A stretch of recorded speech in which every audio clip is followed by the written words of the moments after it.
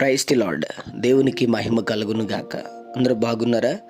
ఈ దినం దేవుని వాగ్దానం, యెహోవా యందు నమ్మిక ఉంచు వారిని కృప ఆవరించుచున్నది. 32వ కీర్తన 10వ వచనం.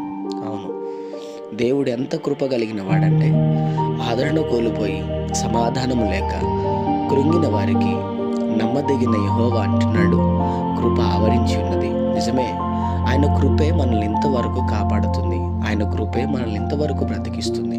ఆయన కృప మనల్ని ఆవరించి ఉన్నది. ఏ విషయాన్ని బట్టి భయపడక ఆయన యందు నమ్మిక ఉంచు. నీ జీవిత పరిస్థితులను, నీ కుటుంబ పరిస్థితులను మార్చి నిత్యం ఆయన కృపతో నిన్ను నింపునుగాక. చిన్న మాట ప్రార్థన.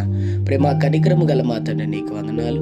ఈ ఉదయకాల సమయంలో బిడ్డలను మీరు దీవించి బలపరిచి, వారు వెళ్తున్న ప్రయాణంలో, మార్గముల్లో, పనుల్లో, ప్రయత్నముల్లో ఇదైనా మీరు వారికి తోడుగుండమని, నిత్యముగా వారిని, వారి కుటుంబాన్ని దీవించి ఆశీర్వదించి కృపతో నింపమని యేసు నామములో అడుగుతున్నాం తండ్రి.